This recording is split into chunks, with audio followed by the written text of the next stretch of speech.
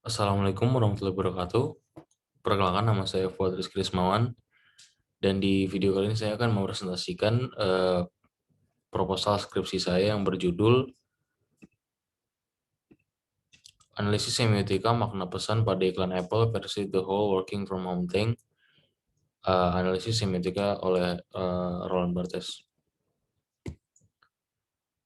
Yang pertama adalah pendahuluan atau latar belakang. Jadi di masa pandemi ini, seperti yang kita tahu, muncul istilah baru dalam pekerjaan ataupun pendidikan, yaitu WFH atau work from home. Dan work from home dan pandemi tersebut juga secara otomatis meningkatkan penggunaan gadget. Lalu WFH dapat menjadi peluang besar untuk raksasa gadget dalam mempromosikan produknya, seperti halnya yang dilakukan Apple dalam iklan ini. Lalu iklan Apple versi ini memiliki dua episode yang berbeda. Untuk penelitian ini, saya menggunakan episode kedua yang berjudul The Whole Working from Home Thing. Ini adalah episode pertama dan episode kedua, dan di dalam penelitian ini kita akan menganalisis iklan di episode yang kedua atau yang ada di bawah. Ini adalah tokoh utama dari iklan tersebut. Jadi mereka berempat adalah satu tim di sebuah perusahaan, dan mereka di dalam iklan ini disebut The Underdogs.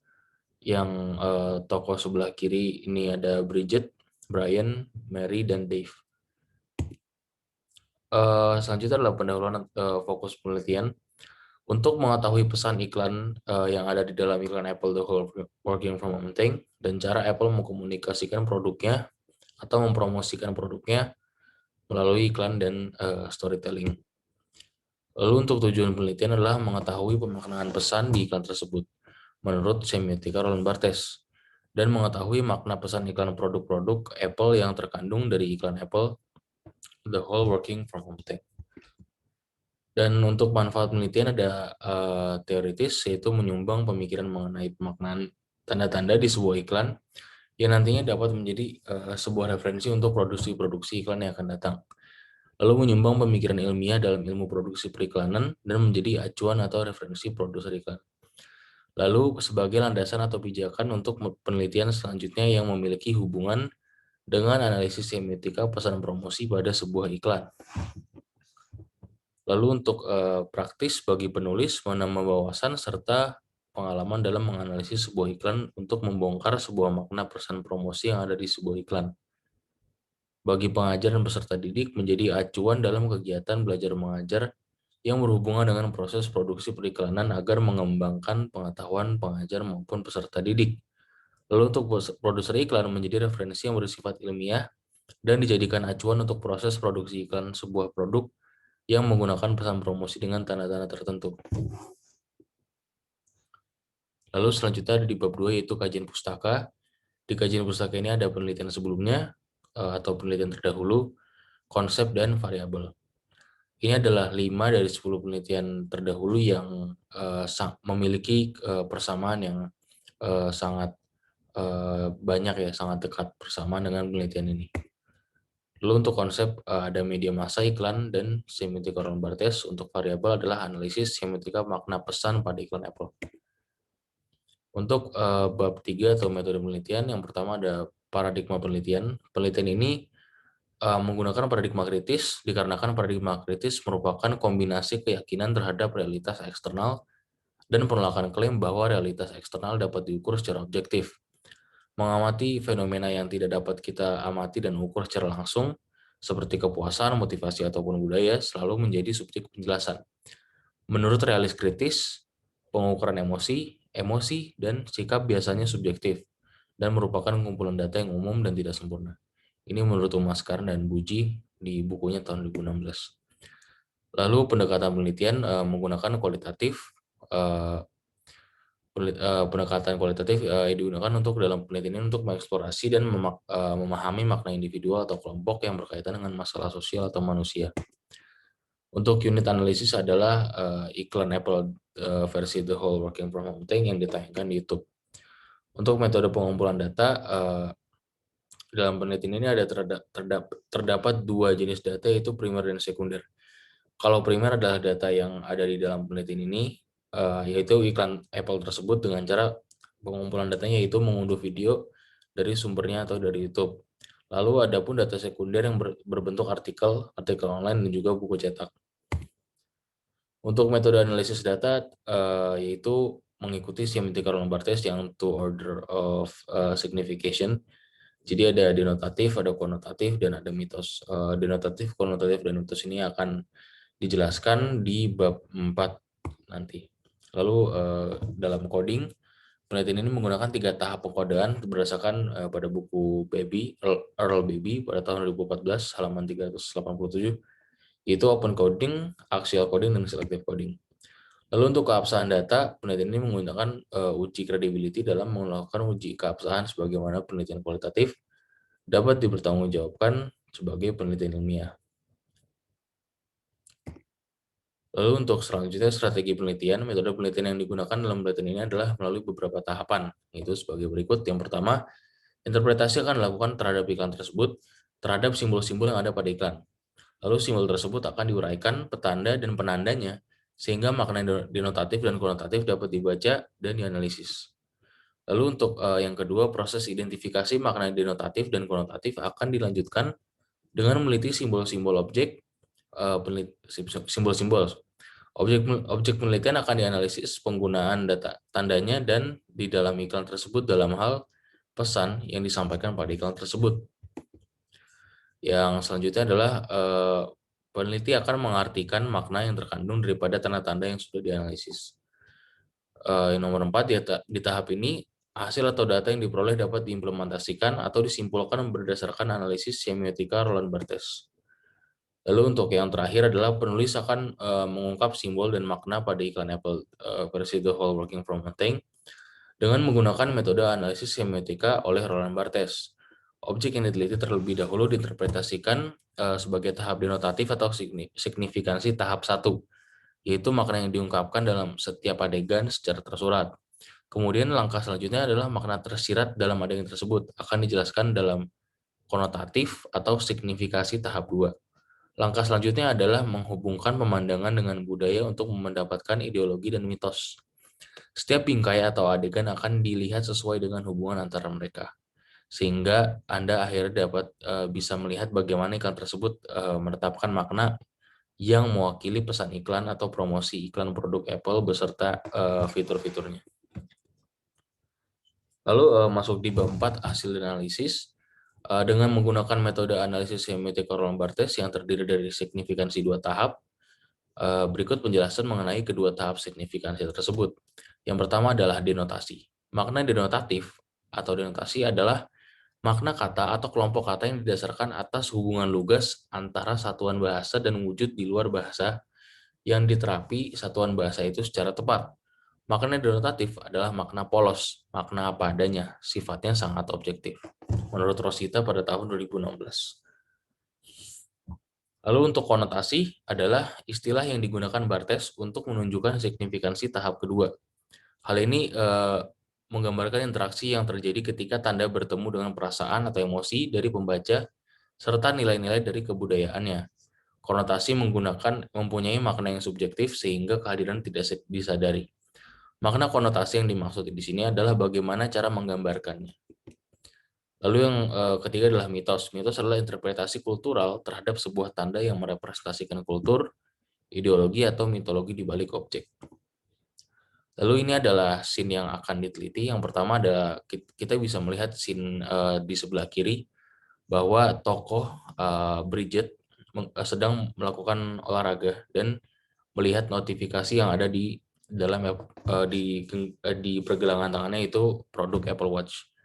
Untuk signifier denotatifnya adalah scene memperlihatkan tokoh menggunakan produk Apple Watch, dan untuk signifier denotatifnya adalah dalam scene tersebut salah satu tokoh sedang berolahraga dan mendapatkan notifikasi di pergelangan tangan yang mengetahui ia berolahraga dan membuatnya jauh dari jangkauan ponsel genggamannya, itu iPhone. Lalu untuk signifier konotatifnya adalah scene tokoh sedang berolahraga dan mendapatkan notifikasi melalui jam tangan Apple atau Apple Watch. Dan untuk signified konotatifnya adalah Tokoh sedang berolahraga dan membuatnya tidak mudah untuk menjangkau ponsel genggamnya. Namun ketika ada pesan yang masuk, ia tidak perlu membuka ponsel genggamnya sehingga saat sedang berolahraga karena notifikasi tersebut terhubung dengan Apple Watch. Dalam scene ini, Apple ingin menunjukkan fleksibilitas produk Apple Watch yang membuat penggunanya tidak harus selalu membuka ponsel genggamnya atau iPhone ketika ada notifikasi yang masuk. Selain itu, Apple Watch juga perangkat yang memiliki fitur khusus untuk segala macam jenis olahraga. Lalu di scene yang berikutnya adalah terlihat ini seperti semacam kalender. Lalu untuk signifier denotatifnya adalah scene menunjukkan fitur iCalendar dari Apple. Untuk signifier konotatifnya adalah tokoh membuat schedule untuk ia dan teman-temannya agar pekerjaan lebih terorganisir, walaupun mereka bekerja dari rumah atau WFH tadi. Untuk signifier denotatifnya adalah dalam scene tersebut menunjukkan bahwa tokoh atau Bridget sedang membuat schedule untuk semua teman-temannya menggunakan iCalendar. Lalu untuk signified konotatifnya adalah tokoh membuat schedule menggunakan fitur iCalendar yang terhubung dengan sistem cloud, sehingga schedule yang dibuat oleh Bridget di dalam perangkatnya akan secara otomatis terpasang di kalender semua teman-temannya. Fitur ini dapat bekerja apabila dengan sesama pengguna produk Apple. Hal ini tentunya menunjukkan Apple bahwa ingin mempromosikan fitur iCalendar dengan meningkatkan produktivitas di kala pandemi ataupun tidak di kala pandemi juga bisa. Lalu untuk scene berikutnya adalah terlihat Dave, salah satu tokoh, sedang memindai dokumen fisik dan akan membuatnya menjadi dokumen hasil scan. Lalu untuk signifier denotatifnya adalah scene salah satu tokoh Dave menggunakan produk iPhone. Untuk signifier konotatifnya adalah tokoh menggunakan fitur scan dokumen dalam aplikasi Notes di iPhone untuk memindai suatu dokumen yang dibutuhkan oleh timnya. Untuk signify denotatif dalam scene tersebut, tokoh Dave sedang melakukan pemindaian di sebuah kertas catatan yang akan diubah menjadi format hasil scan atau PDF menggunakan fitur scan dokumen di iPhone. Lalu untuk signified konotatifnya adalah dalam scene tersebut ada sebuah dokumen atau catatan yang dibutuhkan oleh tim untuk mengerjakan proyek tersebut. Namun catatan tersebut berbentuk fisik bukan digital. Agar catatan tersebut dapat menjadi berbentuk digital seperti layaknya hasil scan, Dave menggunakan fitur yang ada di iPhone, yaitu scan dokumen, dan mengirimkannya kepada secara instan kepada timnya sendiri melalui iMessage atau chat messenger antar pengguna iPhone. Lalu selanjutnya adalah scene Brian yang menggunakan produk iPad dan fitur measuring tools. Fitur measuring tools adalah aplikasi yang bisa digunakan untuk mengukur panjang atau lebar suatu benda secara augmented reality. Lalu untuk konotatifnya langsung saja dalam scene tersebut Brian sedang sibuk melakukan percobaan untuk membuat kardus berbentuk segi 6 seperti keinginan seluruh tim.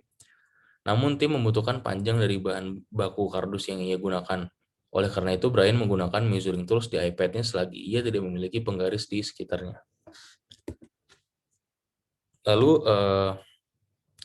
di dalam scene ini terlihat bahwa tokoh sedang menggunakan iPad dan menggunakan fitur augmented reality atau teknologi augmented reality yang ada di dalam produk iPad Pro. Dalam scene tersebut, adegan menunjukkan Brian menggunakan teknologi AR yang ada pada produk iPad Pro. Teknologi AR ini merupakan salah satu fitur atau teknologi yang selalu ditonjolkan oleh Apple di dalam produknya, yaitu iPad Pro. Lalu masih di dalam produk iPad, yaitu ada kedua scene yang menunjukkan portabilitas device iPad. Di dalam scene tersebut, adegan menunjukkan tingkat portabilitas produk iPad yang sangat tinggi. Walaupun iPad hanya sekedar sebuah tablet, tapi iPad dapat berfungsi selayaknya laptop dengan bentuk tabletnya dan layar sentuhnya. Hal itu membuat Bridget dan Mary dapat bekerja sembari melakukan aktivitasnya.